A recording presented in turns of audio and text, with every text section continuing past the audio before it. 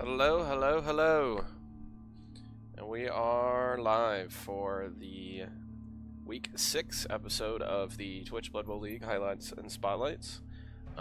This week we're going to be going back to our regularly scheduled format where I'm going to go through, I'm going to look at the leaderboards of the individual divisions, talk about some of the teams that are doing very well.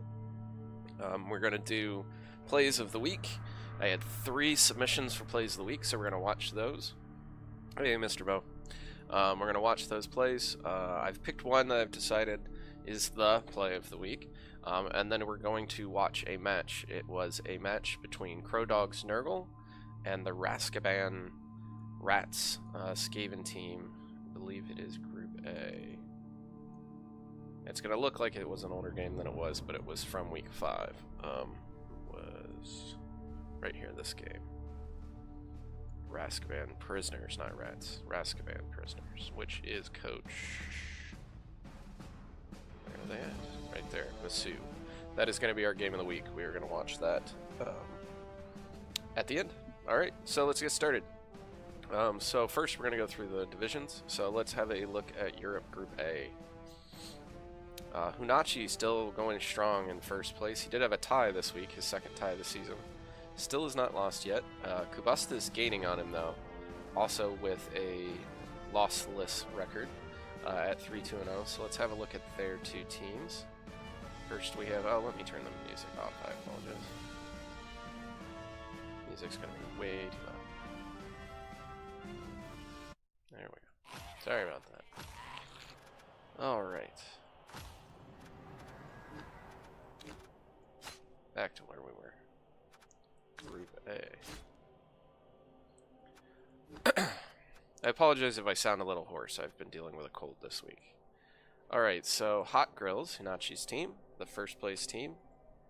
Let's have a look. I believe he got a movement bust this week on one of his guard blitzers.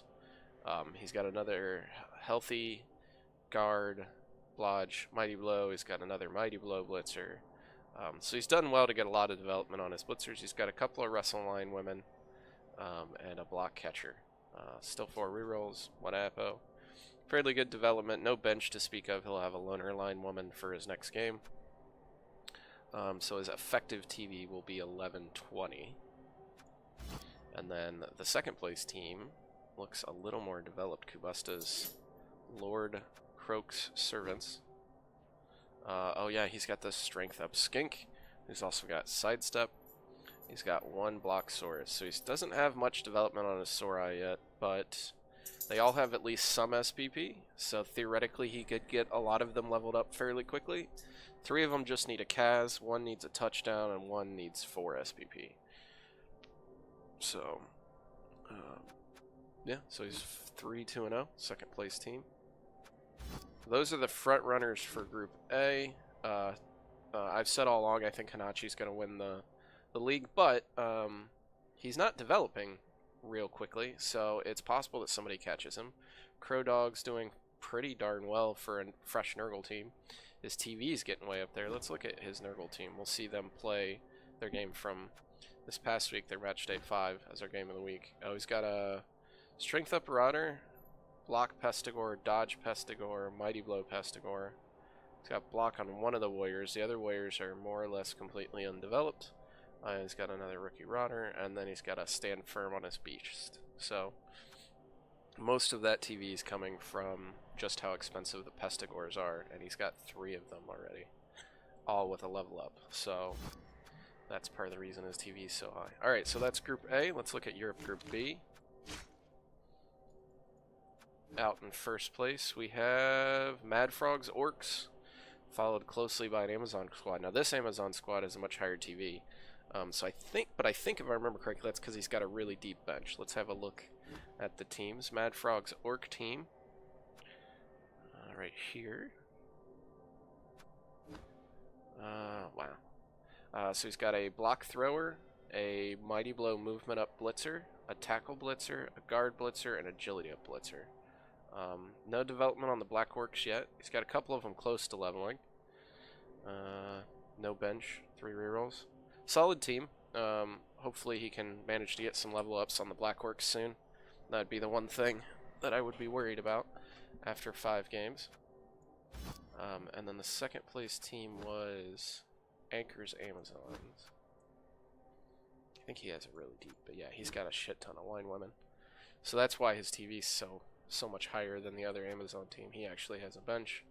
He's got a movement up blitzer, guard blitzer, sidestep blitzer, sure hands on his thrower, Wodge line woman, blodge line woman, kick line woman, and a pass. Oh no, that's just a thrower. Never mind. Okay, that's his squad. Anybody else we really want to look at from here? I mean, Muppetillo and Bleeding Hippie are both nearby at 3-1-1, so there's still a lot of people gunning for the top of this division. Still anybody's race. Alright, that was Group B. Let's have a look at Group C. Looking at the leaderboard. Dwarves out in front, officially now. Yeah, even if the High Elf gets a win this week... No, if the High Elf gets a win, he'll take first place back. So the Dwarves played either today or yesterday and played their Week 6 game. That could put him into first place. But the High Elf will have one more point than him with a win. So he would go into first place at that point.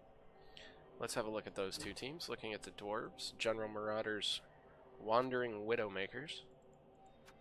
We've got a Strength Up Troll Slayer. That's nice, but at the same time, I mean, that makes Dauntless worthless, but I guess you'd rather just be stronger than whoever you're punching than rely on Dauntless. I mean, obviously you take the Strength Up there, but wow, if you got that on like one of your runner or something, that would be amazing. But he does have an Agility Up runner.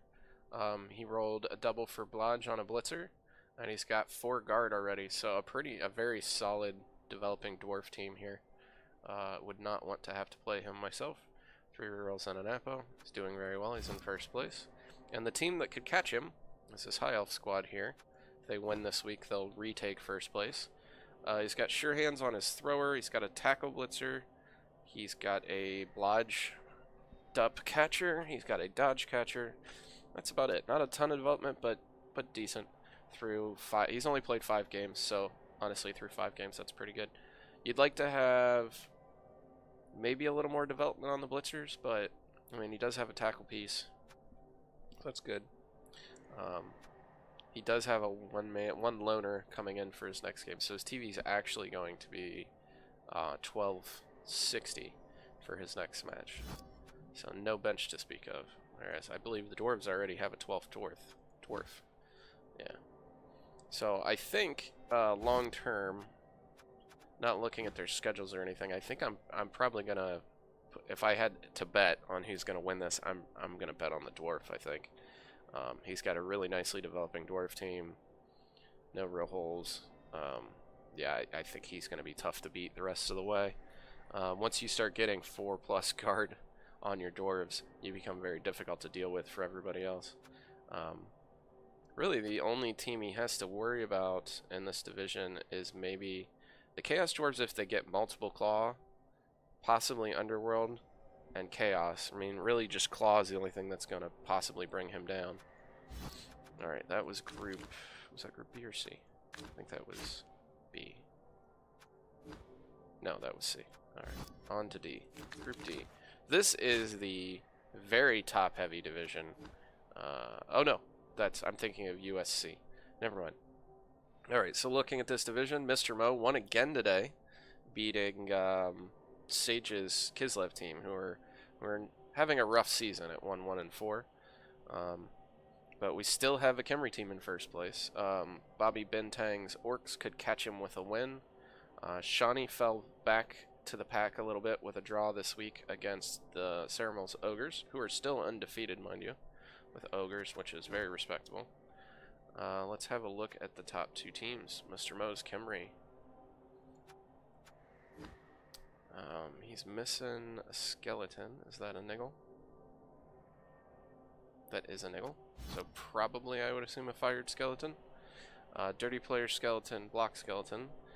Both of his throw raws have block. One has leader for a 4th reroll. And then you've got that strength up blitz raw still with Mighty Blow, and one Tomb Guardian with a level up for Mighty Blow. So he needs a little more development on his Tomb Guardians hopefully soon. But overall, Pretty solid. And then the second place team was these Orcs, who if they win this week will tie the Khemri squad back for first place. His 1 leveled up Black Orc is also agi busted, not a big deal.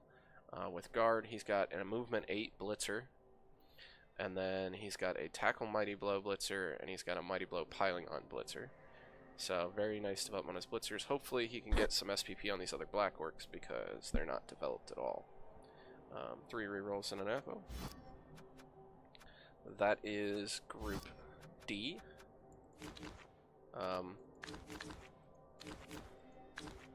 As far as picking a winner the rest of the way, 3 weeks left. I don't know, it could go either way between Mo or the Orcs. I'll give Mr. Mo the edge for the moment because he's already played his week 6 game and got a win, so I'll put my money on Mo. Alright, looking at US Group A, this is the division my team is in.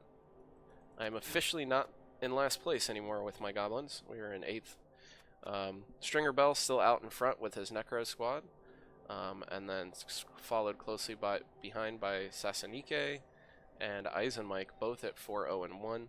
I am actually playing SasaNique's team later this evening. That'll be broadcast on my channel in about almost 3 hours. Let's have a look at those top 3 teams. Stringer Bell's Necro,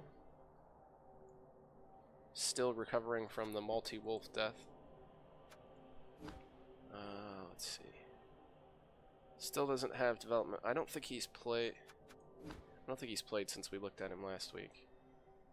So it's probably going to look the same. So he's got an undeveloped, a rookie werewolf. Can't quite afford to replace the second one yet. He's got a Mighty Blow Tackle White. He's got a Blotch Ghoul. That's pretty much it. So he's winning because Stringer's a very good coach, but as far as the team goes, the team's a little banged up. He did have a Mighty Blow Wolf, and both that wolf and his other werewolf died in the same game. And he's only managed to replace one of the 2 so far. And then let's have a look at the SasaNique's Lizards. This is the team that's been pretty much banged up all season, and he's just been playing really well and still winning anyways. And they look about the same place as we last saw them. Although he's got a bunch of money, so actually he could replace his Crocs, I suppose, if he's planning on having a Crocs. He's got enough money to replace the Crocs at this point, finally. And then maybe start getting rid of. He's got a level up on a skink he hasn't rolled yet. But yeah, team's still pretty banged up. He's still playing well though. And then let's have a look at SasaNique's team that's also tied for 2nd place. The agi up. Come on, Mike. Roll your level ups.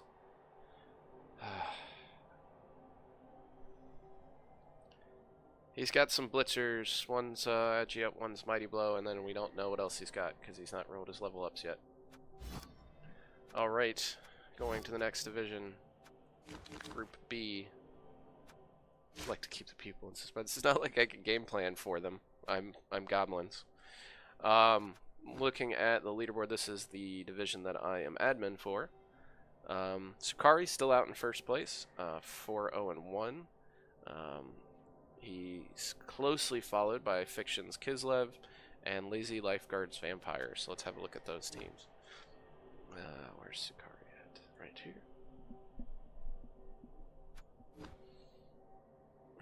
Alright, we got Timo, got a runner with Blanche and agi up. We got a Mighty Blow Storm Vermin guard on his Rat Ogre, Wodge on one of the gutter runners. He's got a Wrestle Lineman and a Kicker. No bench yet, no money to get one. He lost a few players, I think, a couple games ago, and he's been kind of replacing players since then. Well, the team's developing nicely. Timo's a monster, especially this early on. He had this agi 5 Blodge gutter runner, I think, by game 2 after his 2nd game. So, and then we have Fiction's Kislev. I will be playing Fiction in the Champ Cup tomorrow night at approximately 8 o'clock Eastern Standard Time. He'll be playing Kislev, and I'll be playing my Skaven squad. So he's definitely been putting a lot of time into Kislev, so he knows what he's doing. He's got a Block Tackle Blitzer. He's got a Dodge Guard catcher, an Agi-up catcher, an Agi-up lineman, and a Wrestle lineman. I imagine this lineman will be fired as soon as he has the money for it. Or maybe you just leave him as line of scrimmage fodder till he dies. But he certainly isn't going to be doing any leaps at Agi 2, which is kind of the one niche that Kislev linemen have over, say, a human lineman for the extra 10k cost. 4 rerolls and an Apo. Team's looking pretty good. And then let's have a look at the Vampires. Lazy Lifeguard squad, also undefeated at 3-2-0. He has block now on that pass vampire of his. He's got another block vamp, and then all the... Oh yeah, we were talking about this last week. He's going block first on his vampires rather than dodge first. But he's got all of them blocked, so I assume they'll be blodged up pretty soon. He has a block throw, and that's about it. He has 1, 2, 5, 7, 10, 11. He has no bench, though. No bench. But he does have enough money he could easily buy a couple of thralls before the next game and have a 2-man bench, and that would be a very solid vampire squad. Oops. As far as picking a winner for that division, I've been calling Tsukari the whole way. I don't see myself changing that. I still think he's going to take it at this point. He's a win ahead of everyone else in the division at the moment. Alright, looking at Group C for the US, this is the very top-heavy division. You have two 5-0-0 teams, Shattered's Pro Elves, as well as Agrain's Underworld. You also have a 4-0-1 Chaos Dwarf team.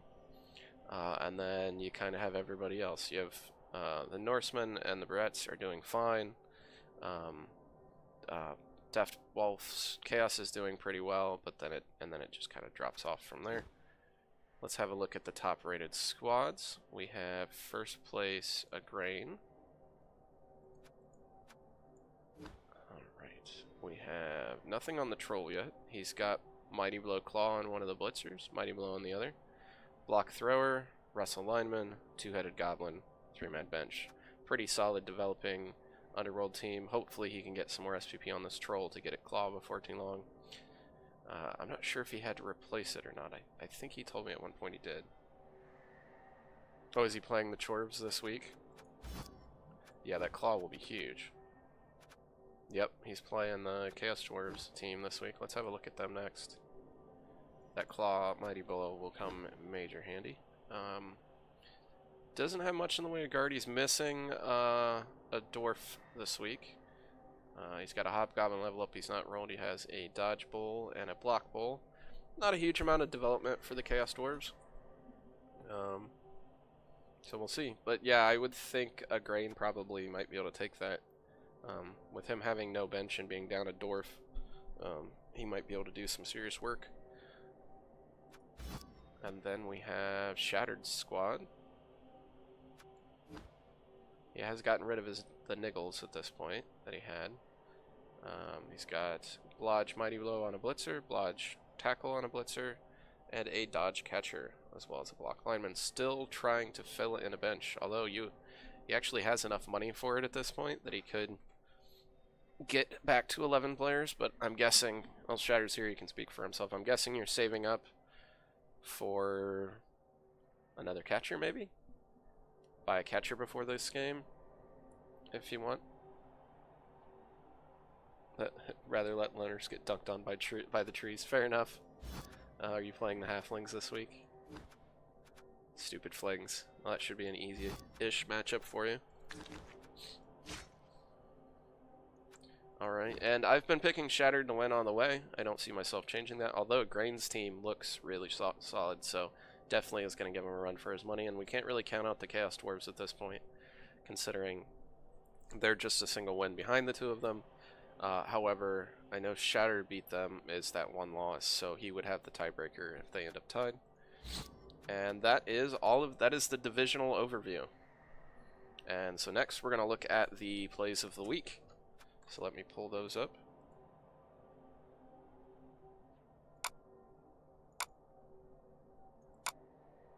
Alright, so we have 3 plays of the week this week. First, we have a video I've just titled Elf Things.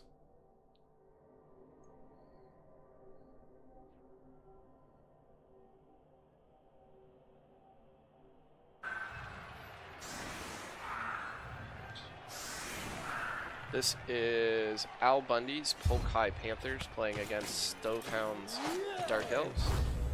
And for some reason it's being really jittery. Hold on. I may have to close Blood Bowl 2 for this, so the video runs a little bit more pleasantly. Alright. Try this again.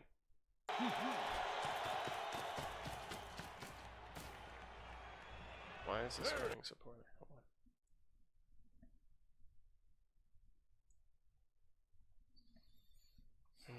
Come on, computer. Sorry about that. Let's try this again. There we go. Alright, this is Bundy's, as I said, Polk Panthers playing against Stovehound's Dark Crag Outcasts Dark Elf team. And we have a blitz.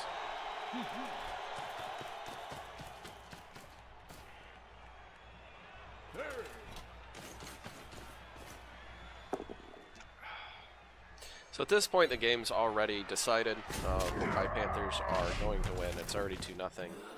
This is turn 16.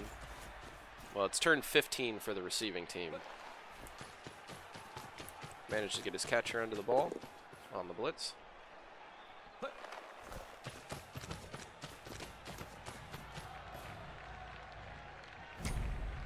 However, the rain means he doesn't catch it, but he gets a fantastic scatter.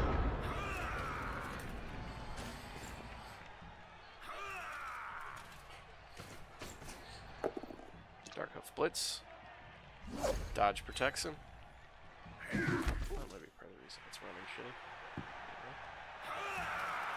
He gets another very good scatter.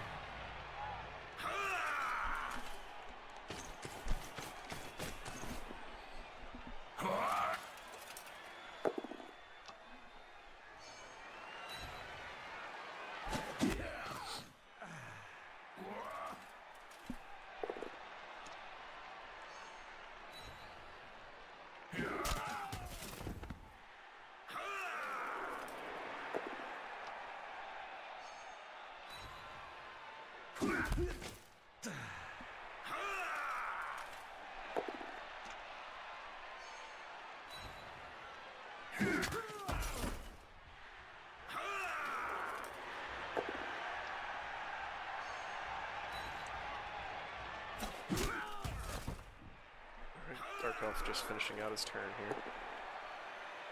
One die skulls, re-rolls it into a push. He scatters the ball, and this is where it's good to have Nerves of Steel. As he catches the scatter in the rain. That would have been a 6+ catch if not for Nerves of Steel. He sets up a nice push play here. Does a dodge there that's actually only a 2+ dodge because that lineman that he dodged with is actually agility 5. He then shoves himself out and makes the game 3-0.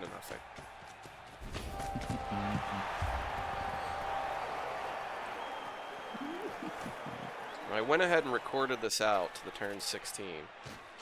This is what happened on turn 16. As is tradition, there will be a turn 16 foul performed by the team losing 3-0. And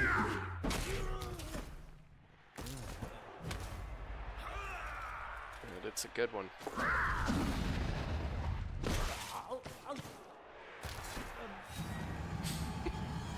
Now, he decides, because it's turn 16, that's the last damage he's taken, he goes ahead and uses the Apo on a loner, which saves the loner.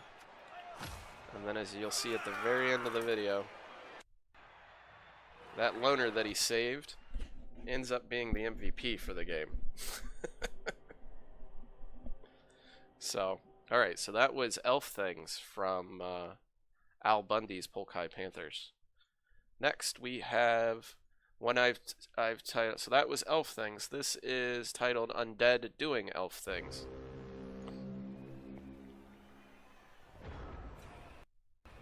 This is from Muppets Undead. Muppet actually gave me 2 submissions this week, although the one was from week 2, and it was a play that we actually already did on the Plays of the Week a while ago. This is the Undead's offensive drive. He's had a bit of trouble. The ball's just kind of floundering in the middle of the field at this point. The suppleness of ghouls never ceases to amaze me. Manages to pick the ball up, tries to hand it off. The white fails to catch it, but then it scatters back and the ghoul catches it again. White dodge away to get into scoring range.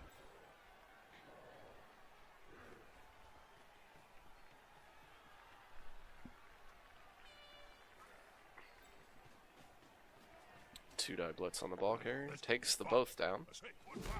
So at least that frees the ball. Gets a very advantageous scatter for the Undead.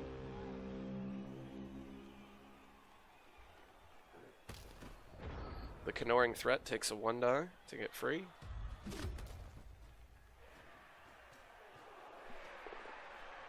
think they're waiting for the ball now. Or talking to the fans. Gets the mummy out of the way.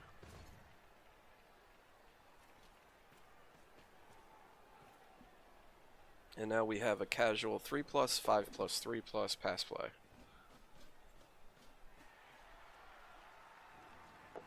Rolls a 6 on the pass.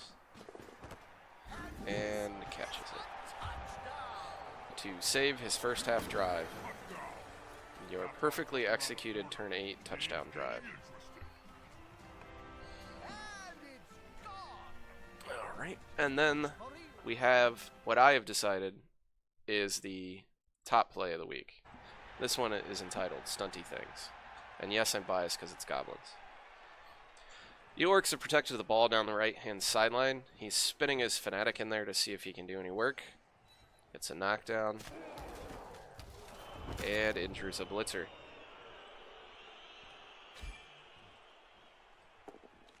He takes a second block with the Fanatic. Doesn't knock down, but does shove the ball carrier onto the sideline.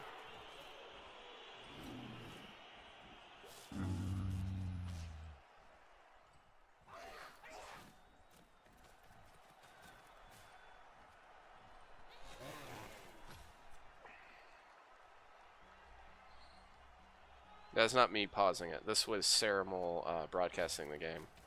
However, he had his mic muted, so I'm assuming he was doing some commentary there that we can't hear.